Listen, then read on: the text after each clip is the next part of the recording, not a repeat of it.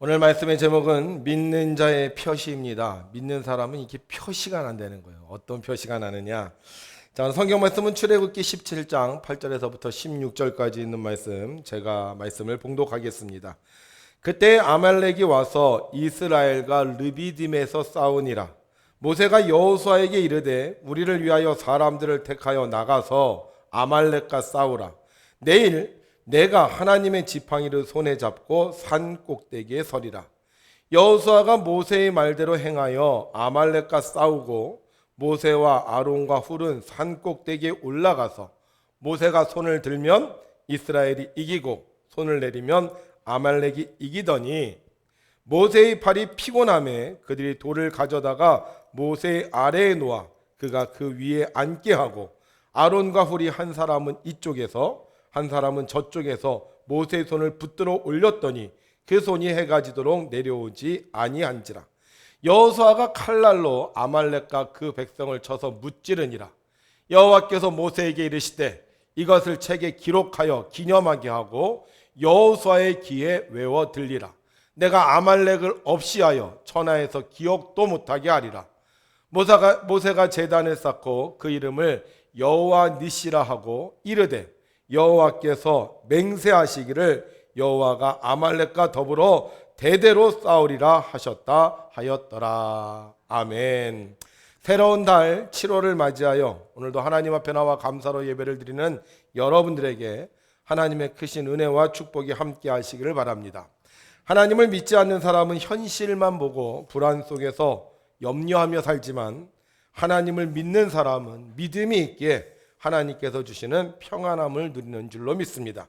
오늘도 주 앞에 예배할 때 여러분의 걱정과 염려는 사라지고 평안함이 가득하시기를 주님의 이름으로 축복합니다. 어느 남자가 자신의 전생을 알고 싶어서 최면순사를 찾아갔습니다. 그러자 최면순사가 최면을 겁니다. 제가 하나 둘 셋 하면 당신은 잠에 듭니다. 하나 둘 셋. 그리고 나서 그 최면에 든 사람에게 묻습니다. 자, 지금 무엇이 보이세요? 네, 지금 여러 사람들이 제 앞에 쭉 둘러서 있습니다. 아, 그렇군요. 자, 그럼 또 뭐가 보이시죠? 네, 사람들이 저에게요 큰 절을 합니다. 그리고 예쁜 여자가 한복을 입고 제 앞에서 춤을 춥니다.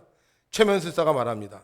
자, 이제 됐습니다. 제가 하나 둘 셋 하면 눈을 뜨시면 됩니다. 하나 둘 셋. 최면에서 깨어난 남자는 흥분하며 말했습니다. 선생님, 제가 전생에 왕이었나 보지요? 그러자 최면술사, 아닙니다. 당신은 전생의 왕이 아니라 돼지머리였습니다. 여러분, 기독교인은 전생이 없습니다. 기독교인은 현재가 있고 미래가 있어요. 근데 하나님은 현재 우리를 하나님의 자녀로 불러주셨습니다. 그래서 하나님의 자녀된 우리는 이 세상에 살면서 하나님 앞에 언제나 찬양과 영광을 돌리는 겁니다. 여러분들이 오늘도 하나님의 자녀라고 믿으신다면 우리의 아버지 되신 하나님께 오늘도 두 손 들고 할렐루야로 찬양하겠습니다. 할렐루야! 아멘! 우리 하나님을 찬양할 때 하나님의 형상이 우리에게 나타날 줄로 믿습니다. 이스라엘이 애굽을 탈출하여 가나안 땅으로 가던 중에 르비딤이라는 곳에서 아말렉군을 만나게 됩니다. 이 아말렉군이 더 이상 이스라엘 군이 진행하지 못하도록 자기의 땅을 침범하지 못하도록 대열을 갖추고 이 이스라엘과 전쟁을 하게 되는 거예요. 이때 모세가 여호수아를 불러서 명령합니다. 너는 사람을 택하여 내일 아말렉과 싸워라. 나는 하나님의 지팡이를 가지고 산 꼭대기에 서겠다.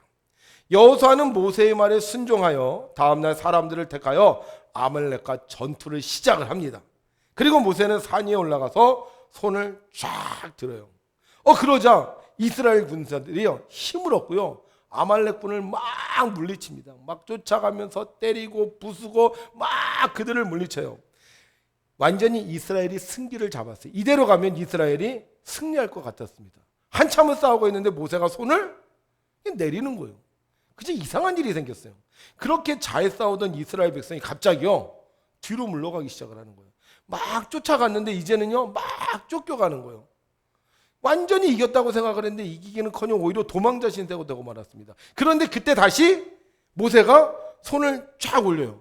그럼 다시 이스라엘 백성들이 막 도망갔다가 뒤돌아서서 또 이 아말렉군들을 막 무찌르는 거예요. 참 희한한 일이죠.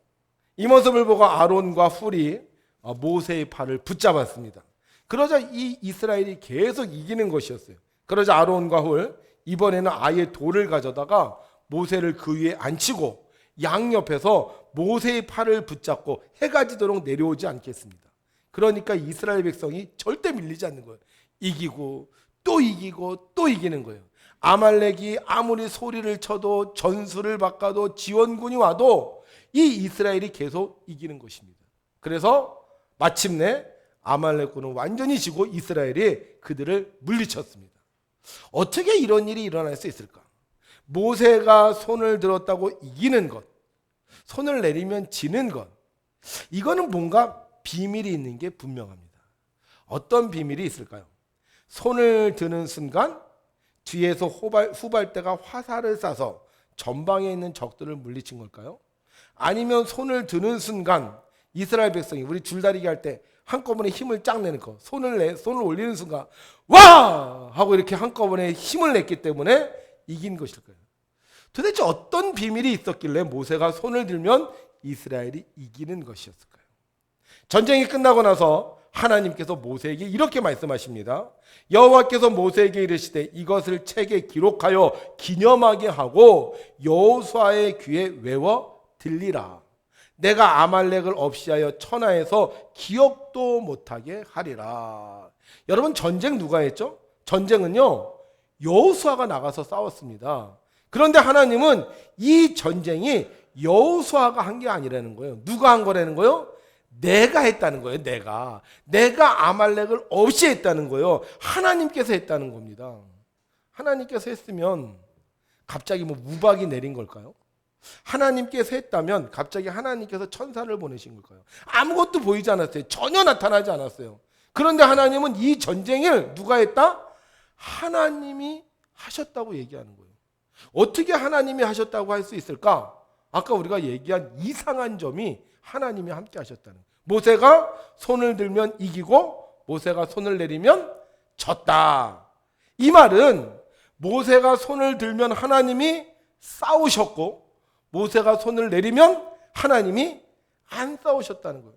솔직히 저는 이 장면을 처음 볼 때 기분이 나빴어요. 왜냐하면 아니 왜 하나님이 모세의 영향을 받아? 그렇잖아요.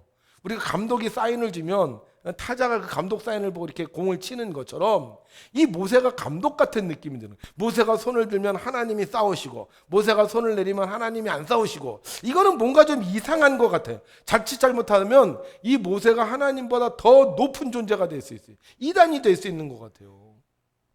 여러분, 왜 모세가 손을 들면 하나님이 싸우시고 모세가 손을 내리면 하나님이 안 싸우셨을까? 하나님이요 우리에게 원하는 게 있어요. 뭔지 아세요? 바로 믿음입니다. 하나님이 개입하느냐 개입하지 않느냐, 하나님이 도와주느냐 도와주지 않느냐, 하나님이 싸우느냐 하나님이 싸우지 않느냐, 이거 순 하나님 뜻인데 하나님은 믿음이 있는 사람에게는 반드시 개입해 주신다는 거예요. 믿음이 있는 사람은 반드시 구원해 주시고 믿음이 있는 사람은 반드시 하나님께서 승리하게 해주신다는 거예요. 왜요? 하나님 믿는데 하나님이 안 도와줄 이유가 없다는 거죠. 하나님이 없어요.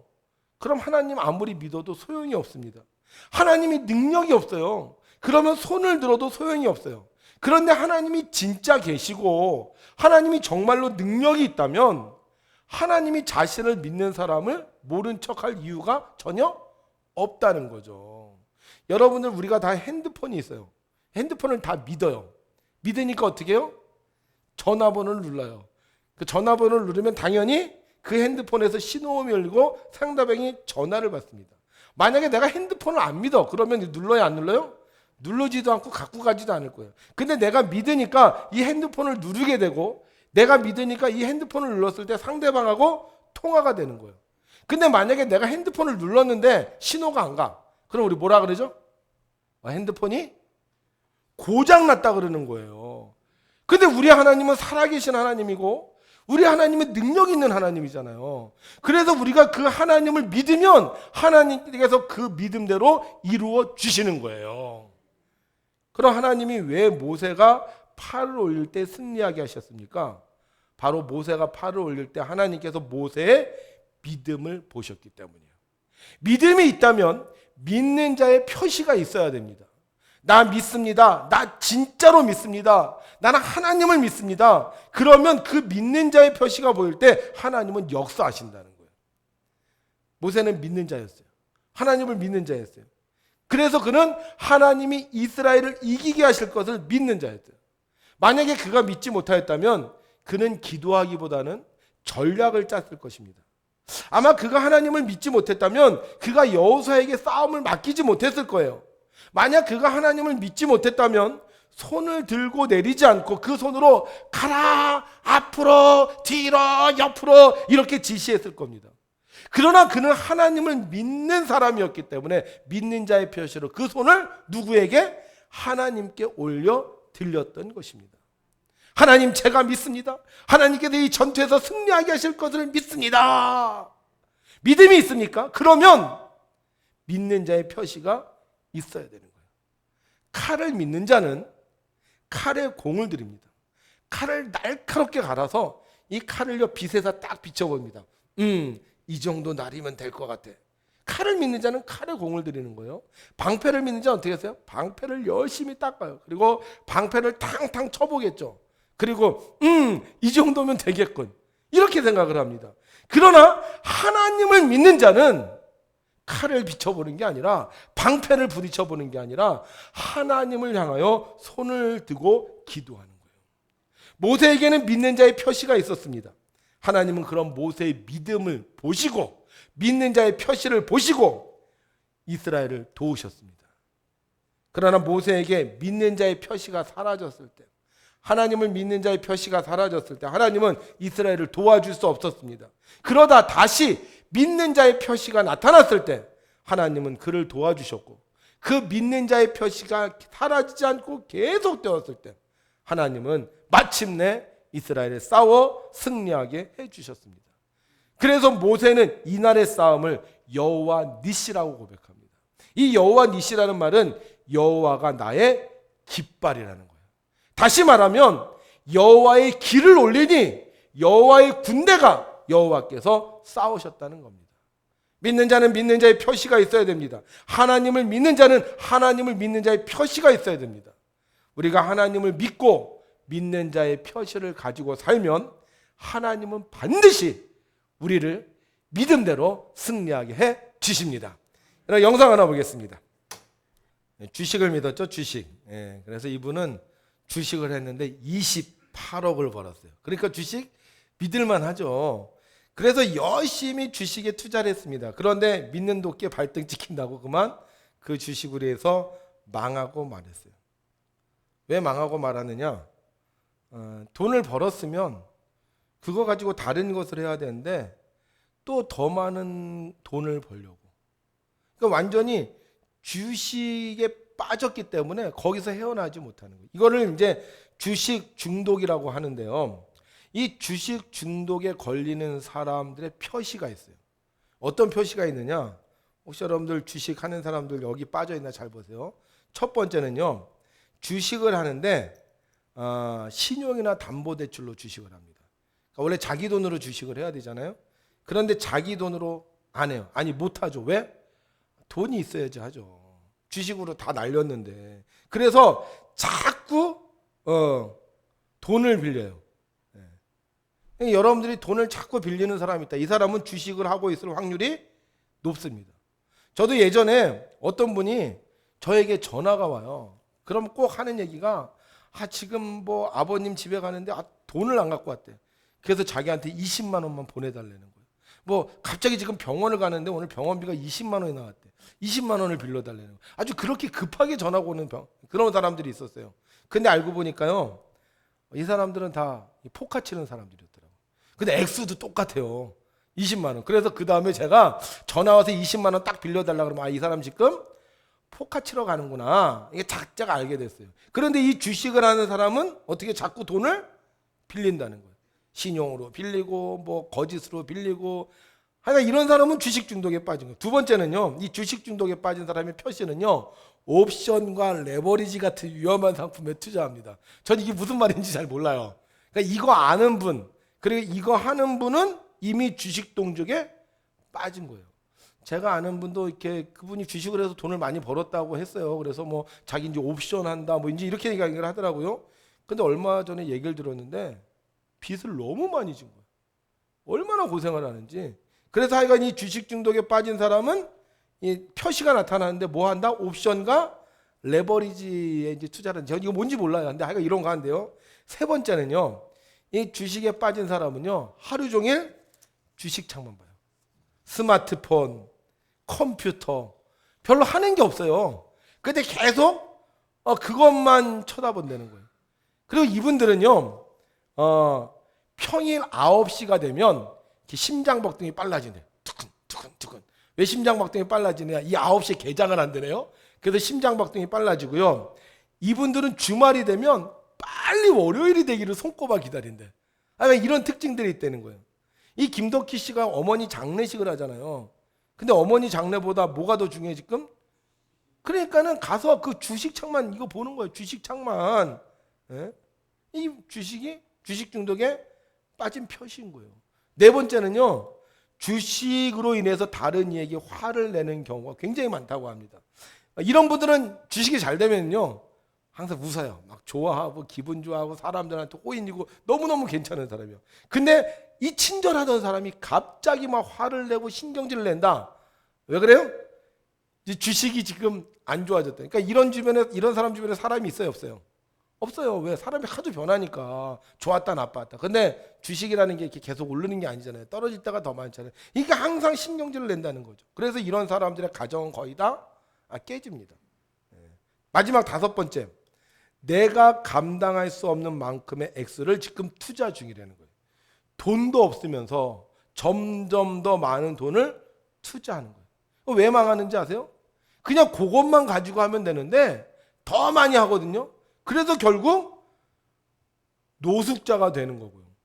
이것 없어도 돼.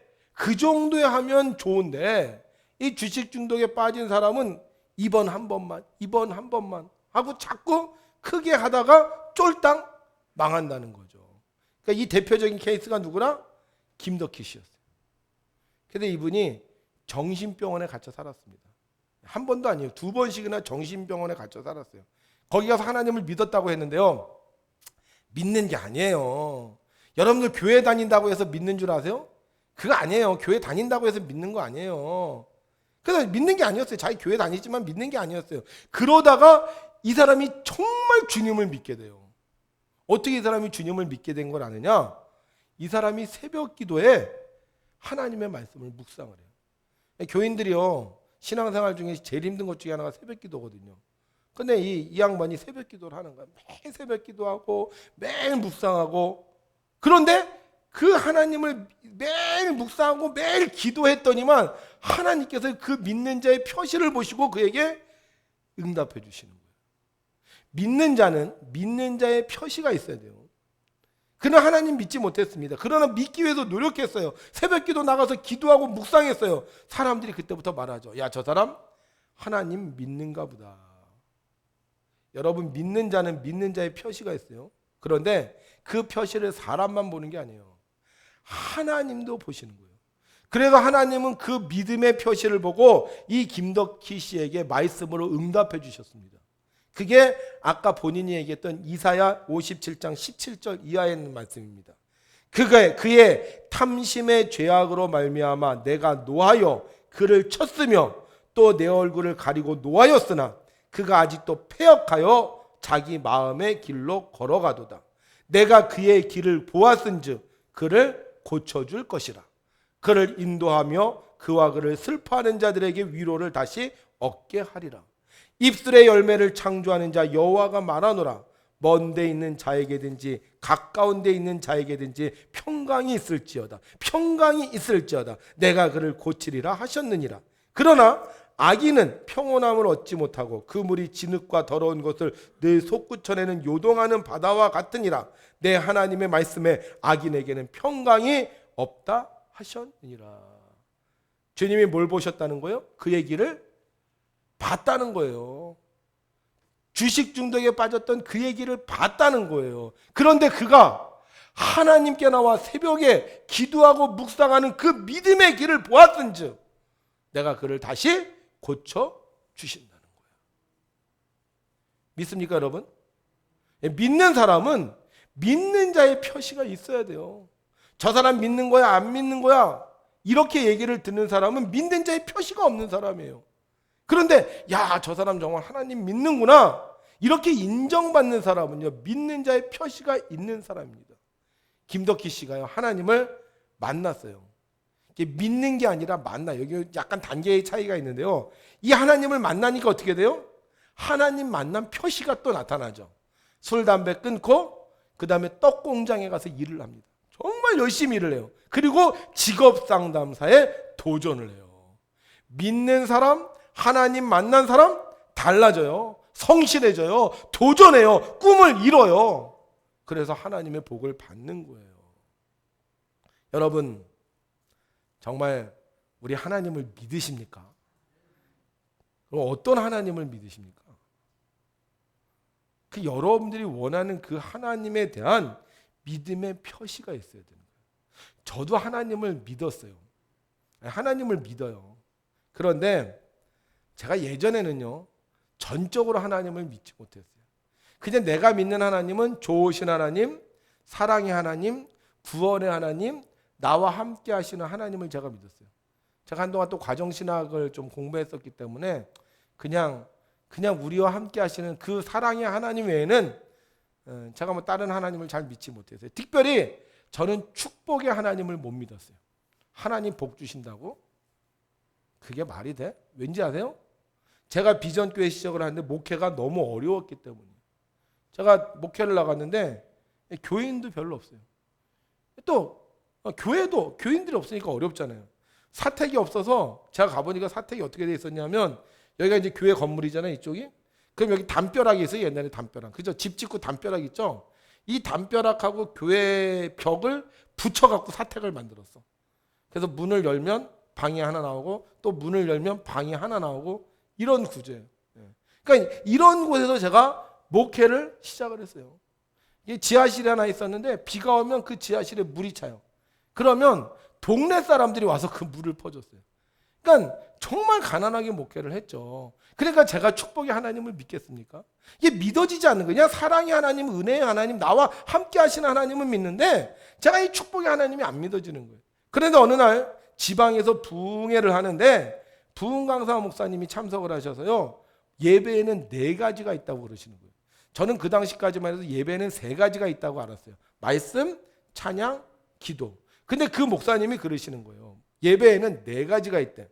말씀, 찬양, 기도, 그리고 감사가 있다는 거예요.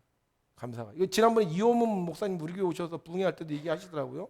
그래서 이 감사가 있다는 거예요. 그러면서 이분이 뭐라 그러냐면, 이번에 부흥회에 참석하신 여러분들은 매 주일 교회 가서 감사헌금을 드리라는 거예요. 그리고 다 눈을 감으래. 다 눈을 감으래. 그리고 나서 여러분들 이번 주에 교회 가서 이번 주부터 매주 감사헌금을 드릴 사람 손 드십시오, 이러는 거예요. 이 지방연합성이었거든요. 근데 그때 제가 맨 앞에 앉아 있었어요. 그래서 감사한 것 이야기를 하고 있을 때는 참 감사하게 이제 은혜롭게 받았어요. 그런데 감사헌금 하라고 그러고 손을 들라고 하는데 이게 딱 부딪히는 거예요. 제가 손을 들었을까요, 안 들었을까요?